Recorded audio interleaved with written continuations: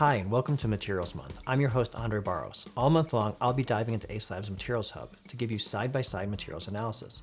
We won't just show you these materials, we'll compare them and help you understand exactly how they perform with detailed insights that you can see for yourself. This week, our theme is low-tech versus high-tech. And on today's episode, we'll kick the week off with a look at slate shingles versus solar shingles. Let's dive into the Materials Hub. If you missed last week, we talked about biogenic materials and high-tech materials like vacuum-insulated panels. We talked about brick and block and wood and how old wood is new again. We talked about magnets and the implications for the circular economy. Today we're going to dive right into shingles and low-tech versus high-tech, right? So the idea that a single product might come in a very basic, essential version and might come in a more high-tech, sophisticated version. So with shingles, these are slate shingles, so they're as essential as you can get. They are mined, split, and installed. And you're like, but Andre, like they're mining. Mining's awful. It's like, yeah, but mining's sort of the baseline for every material out there. Whether that mining is a truck or that mining is an oil rig, we're extracting materials from the earth as a baseline for just about all materials. The difference with slate shingles is it's a sedimentary rock. You bring out the big chunks and then you just split it.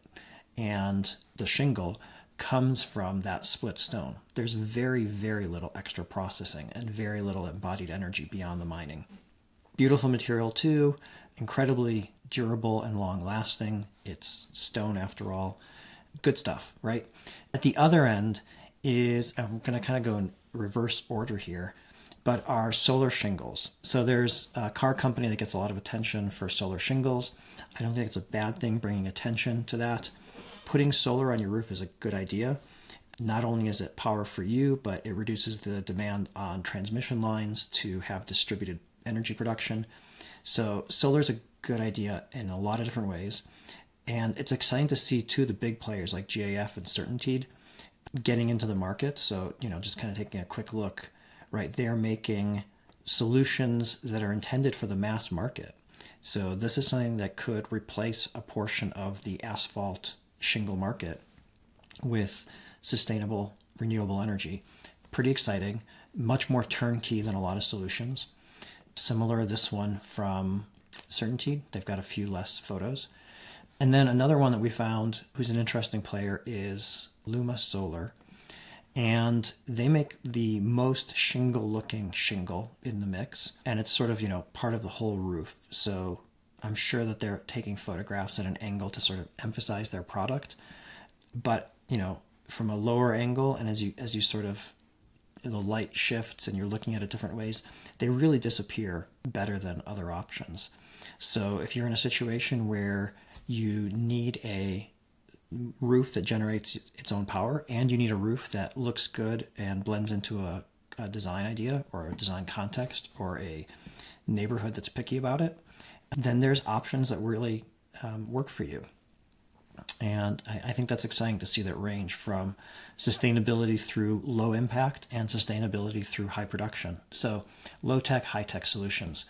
One last thing to just sort of jump into here is snow brackets for these roof systems. I've learned since having solar panels on my own roof that snow slides off a lot more dramatically, let's say, when you've got solar panels up there. And so I just found a couple, sort of random examples here, but there are some great products to keep the snow on your roof and for integrating solar panels with traditional roofs. So important to keep that in mind with all of these systems. And that's it for today's material comparison. Of course, you're the expert on your project, but maybe we're sharing something that fits your particular design, budget, or circumstances. As always, we'd love to hear your thoughts and material ideas. So be sure to visit us at acelabusa.com to view all of these materials and so much more inside our Materials Hub. And remember, we're always here to help, so go pick your favorite material and go make it real.